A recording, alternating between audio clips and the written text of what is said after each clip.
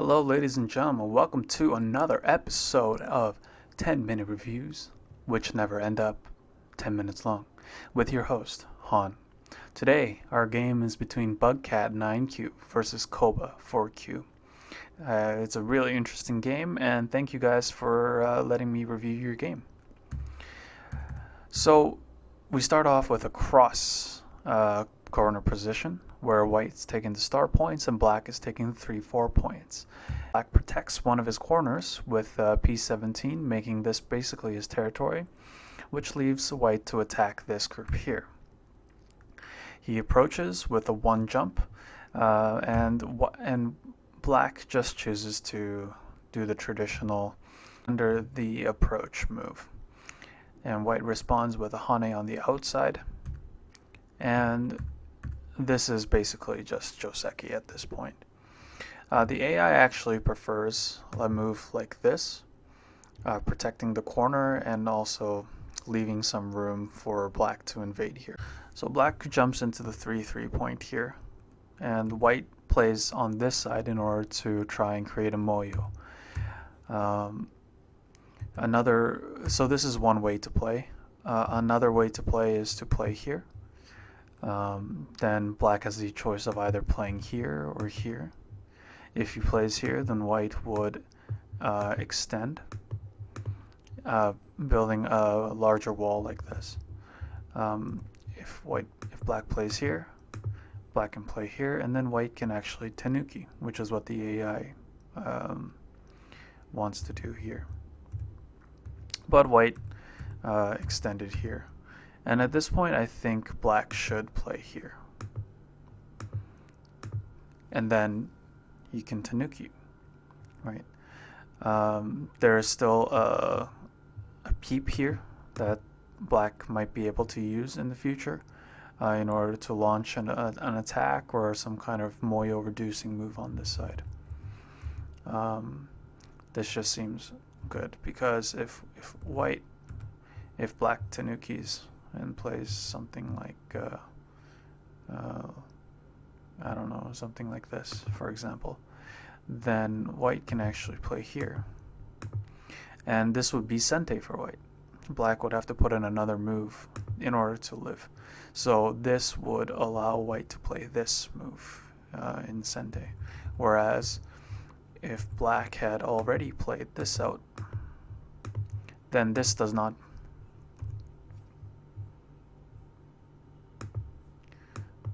Then I don't believe that this is sente. However, Bugcat did not play here. Instead, he crawled one more time and then jumped into the 3-3 point. Here, black can choose to play here, which would lead to something like this, leading to some sort of fight. Maybe black would take this. But this seems like too good of a trade for white, so maybe black would extend once. White might cover.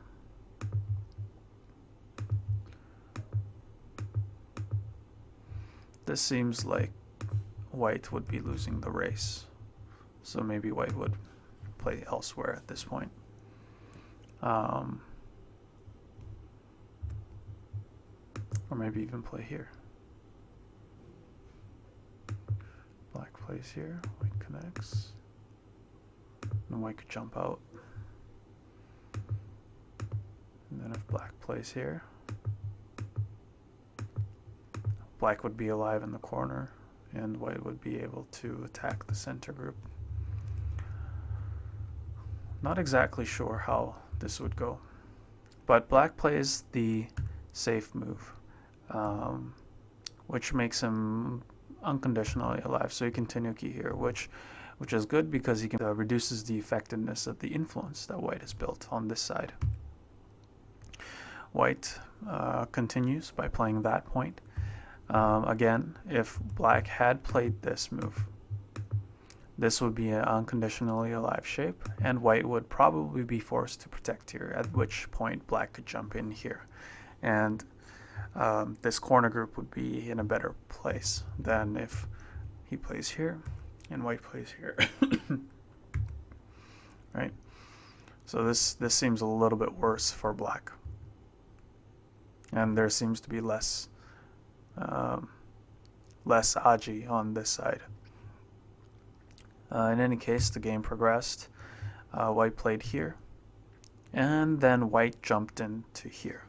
The AI doesn't like this move, and I don't really like this move either. It's kind of passive, so black doesn't have to respond in any sort of way. It's kind of asking a question to black: are you going to take the side in corners, or are you going to take this side in corners? And at the same time, maybe try to build some potential for a moyo in this area. Black responds with a very strong KoBa move, and then white attaches on the other side, because he was asking that question, right? Would it take this side or take this side? Black hanes and white cuts. So here a fight is about to ensue, right? And black's begins by playing this move.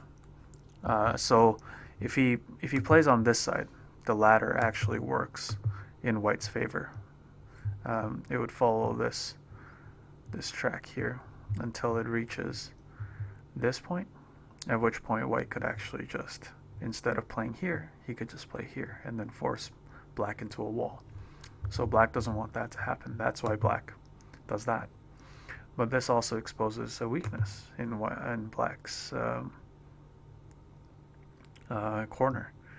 So black can extend. Now here, white actually plays a big mistake. White plays here, which forces white to connect here, and then black is completely safe on both sides. What white could have done is played something like this, and by doing this, it threatens to either clamp that stone, or to play that stone and capture these two stones. So then the continuation would have been, so if black plays on O2, which is probably safer, then white would clamp. So once white pincers, black would extend. White would probably play here, because if he played on this side, this is winning for black. White would have some influence on this side, but this exchange is not what white would want. So white would extend this way. Now if black crawls on along the second line, white would be very happy, because or maybe until some point black could cut, but this might be dangerous. So black doesn't want to really crawl here. Maybe even here, white would cut. Now it has 4 liberties, black has 4 liberties, but white has some space to maneuver. So white would be pretty fine here, and it would be difficult for black to cut here, because white would just extend.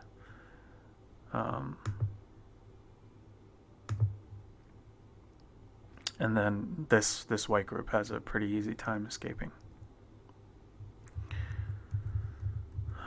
So instead of crawling and making life hard for himself, black would probably play here. Black would play here. White would probably capture at this point, and then black would play here, reducing, connecting, making a wall on this side, sealing white in basically, and the game would have progressed. But white did not play this move. White played this move. So now, if black plays there, then black can cut right away, and it's not very good for white. So white connected here, and black was completely fine. Now white's in trouble. Now white needs to run away. So black chooses this opportunity to just tenuki and reduce white's moyo. really sealing the game from here. I wouldn't say that white doesn't have a chance, but it's looking a little bit grim. I wonder how the wedge would work if white wedges. Black might be able to use this point, this weakness in white's shape to make something happen and eventually escape through something like this.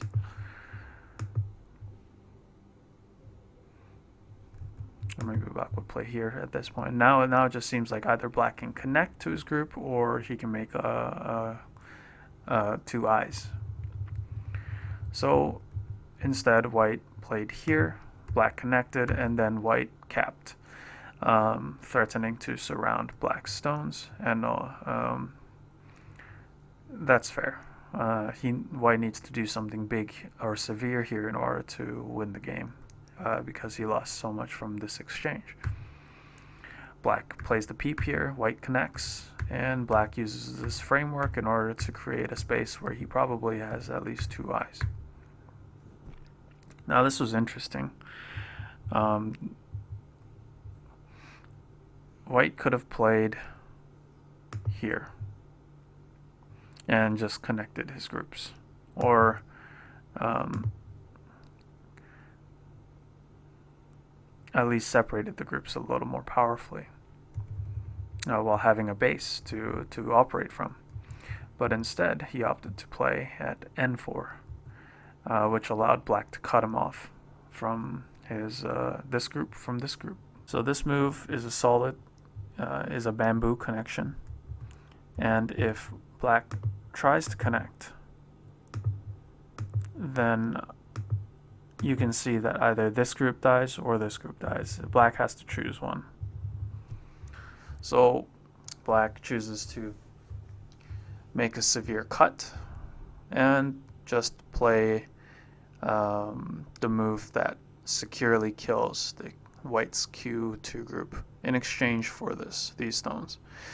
Now, although it seems like there was an exchange, white lost many more stones, and if you look at the position that it was in previously, Black has a weak group in the middle here, and yet he was able to get a huge profit from it on this side. So actually, this trade was in Black's favor, and from here Black kind of snowballed in the game. This seems a little bit like an overplay. Black probably didn't need to do this. Black did create some weakness or aji in this area, but I don't think Black really needed to do that. I think Black would have been fine if he had just played here and crawled along this line and then played something like this in order to secure his territory, and I think he has way more than enough to beat white. But I don't think Bugcat was 100% sure, so instead, after making some aji here, he decided to jump in here. So normally I think this might be a dead shape. So when Black jumps out here and white plays this is called the basic J group, and this dies according to this sequence that actually was played out. But once Black played here, white made a mistake by coming in here, because now Black can capture, and if white plays here, Black plays here, and then white plays here, then Black can actually capture the stone. What white should have done was actually just played at this point here. Now if Black tries to play here, you can just get rid of that eye, or if Black plays here, then you can play here And you can see how this is in Atari, and if black plays here, then white can capture this group. So this would have been a very big swing in the game, and would have enabled white to come back a little bit. But because of this misplay right here, then white was forced to try and make life on the top. And because of these stones here, it was a little bit difficult to do that. White actually picks the fighting move because he's behind at this point. And then when black plays down there, then there's really no hope for white to survive with this group. So this group is really connected with the small sacrifice of 3 stones. If white plays here, then black is completely fine. He took this upper side, upper left corner. Now he's able to penetrate into the middle.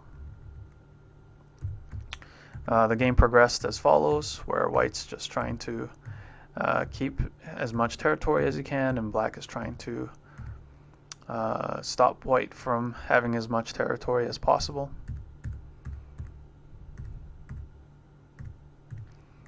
And the rest is just kind of Yose. So at this point, the real exciting parts of the game are already over. And there are a few morals that you can learn from this game. The first is that you never know with the ratings. So Bugcat, who was playing black here, who won, is actually 5 levels lower than KoBa. Bugcat is 9K and KoBa is 4K, and that's a substantial difference. But I mean, Bugcat is a great player, and he's smart, so he can make things work if you give him the opportunity to. I don't think black needs to play here, but he was just being a little bit more safe, I guess. So at this point, the game's over. And really, the key points in this game was this misplay by white, which allowed white to capture this area, which would have allowed white to kill this area, and then these stones would not have been dead, and then he would have been able to harass this center group a little bit more. And also this misplay down here, whereby instead of, maybe I can go back to the point in the game.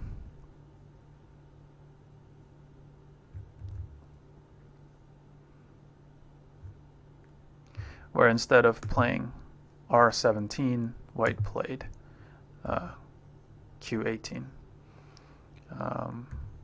which was really bad for white.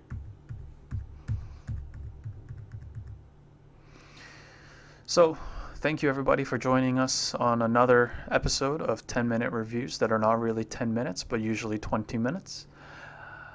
Maybe I should just call this 20, whatever. Anyway, so long folks.